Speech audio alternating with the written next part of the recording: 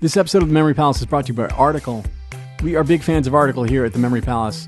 This room of the palace, the ballroom where I'm sitting right now, it's palatial, trust me, is lit beautifully by a legit beautiful lamp from Article. This stuff is of extraordinarily high quality. It is truly lovely furniture that's influenced by, mid-century modern and Scandinavian styles. I have a feeling you're really going to like it. If you've never checked it out before, summer and warmer weather is right around the corner here in the Northern Hemisphere. And they really have fantastic outdoor furniture. It's totally worth checking out. Go to article.com and take a look.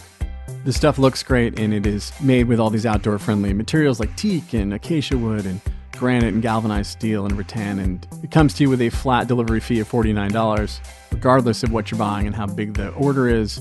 So go to www.article.com/memorypalace and get $50 off your first purchase of $100 or more. That is www.article.com/memorypalace. Go check it out.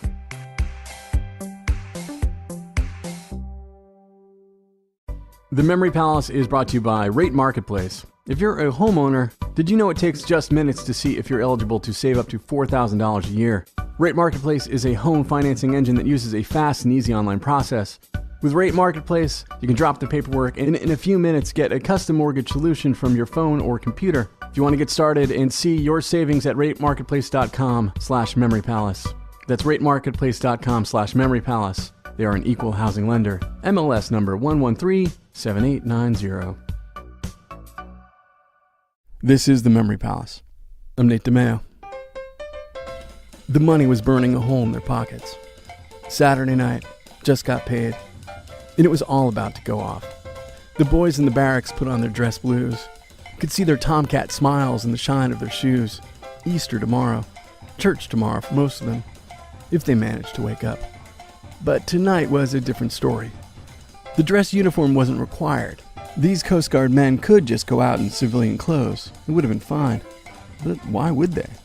When they could go out in the town, this town, the hell of a town, Bronx up, Battery down, on a spring night in 1943, with the bulk of the city's eligible bachelors off to war, and the ratio of men to women tipped delightfully in their favor, and patriotic ladies looking to help the war effort any way they could. And you and your squad could roll up in the spot, in your press dress blues, and your competition is some 4FD bag in a flannel suit. It didn't matter that you were in the Coast Guard, not a Navy man off to fight Nazis off the shores of Tripoli. How would they even know? A couple of Rob Roys into the evening in some dance hall downtown, and a man in uniform is a man in uniform is a man you're necking with in a cab around midnight. And besides, one of these gals asks you when you're shipping out, ask you what your mission is, you just say it's classified. Which is both smooth as hell and totally true. These Coast Guardsmen, watching the clock tick down till shore leave in April of 1943, were the primary line of defense at a top-secret military facility just outside of Jersey City, New Jersey, a stone's throw from the Statue of Liberty, where hundreds of thousands of tons of munitions were loaded onto ships and sent off to arm the sailors and soldiers and Marines fighting in Europe and North Africa. So when these young men weren't out on the prowl at the Stork Club or the Beachcomber or the Copacabana, they were keeping a keen eye out for saboteurs and cigarette smokers. You ash in the wrong place and the whole thing goes up like that. And reminding longshoremen to leave their lucky strikes back at the truck wasn't exactly parachuting behind enemy lines or whatever, but the girl twirling her auburn hair around her finger at the end of the bar didn't need to know that. You were a man in uniform, on a top-secret mission. And yes, in fact, you would like to dance. But the other men in uniform, especially other sailors, Navy men who were actually dodging torpedoes or ducking kamikazes while these bros were out macking on secretaries and shop girls, hated these dudes, called them subway sailors, called them cowards, who got to take the A train home from mama's cooking. Well, they were putting their lives on the line overseas. And there was something to that. Let's be honest. These men, they had a comfortable war. Other Coast Guardsmen were getting shot up while landing Marines at Guadalcanal. These ones listened to Yankee games while confiscating Zippos. But make no mistake, they could have died at any moment. One accident, one fire, one act of espionage, and it would have been all over. Just like on Black Tom's Island during the last war, where not far from there, a ways up the river, a German agent slipped past security at another munitions depot and blew the thing sky high. 7 people died. Hundreds of people were injured. The blast knocked out windows 25 miles away. Shrapnel ripped holes in the Statue of Liberty's dress. And all of that would have been nothing compared to an explosion at Caven Point, which could have flattened everything for a 5-mile radius. A radius that included Newark and Staten Island and Liberty Island and most of Manhattan Island. And every man reading the daily news in the G train. Every woman getting off the ferry for a night on the town with her girls. Every parent pushing every child on every swing in every park. Not to mention every one of those subway sailors talking smack and slicking their hair back in the barracks just after 6 p.m. when a fire alarm went off. And they were off.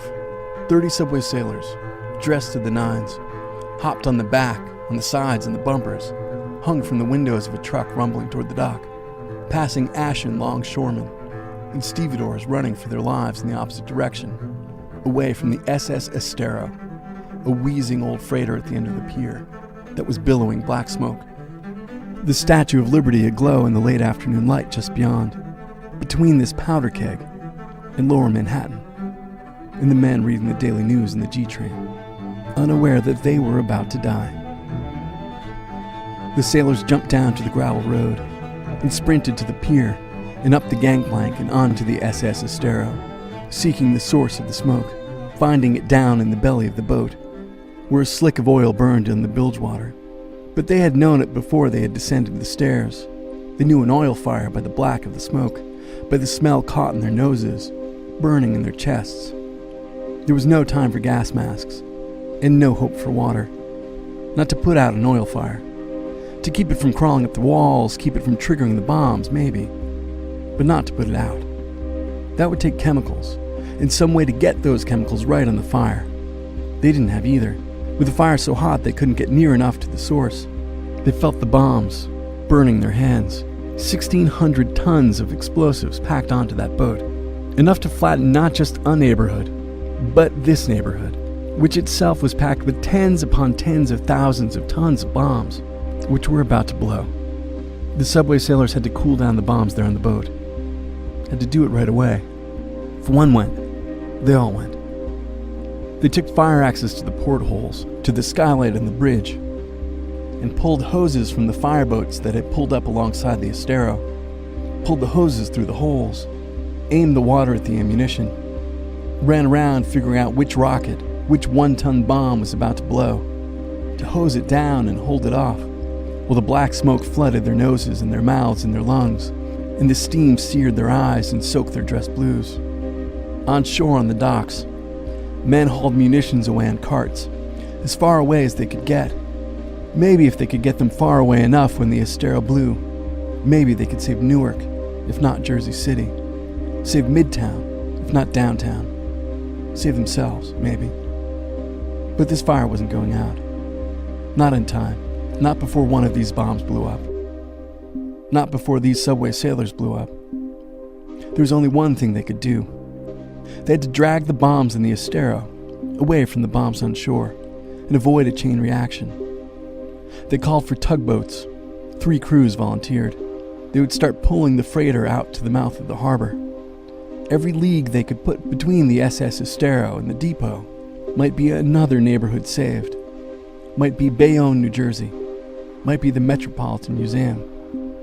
Every subway sailor stayed aboard except one. He was kicked off. He was going to get married next week. He had someone to live for. So he stood on the dock as his friends pulled away and threw down their wallets.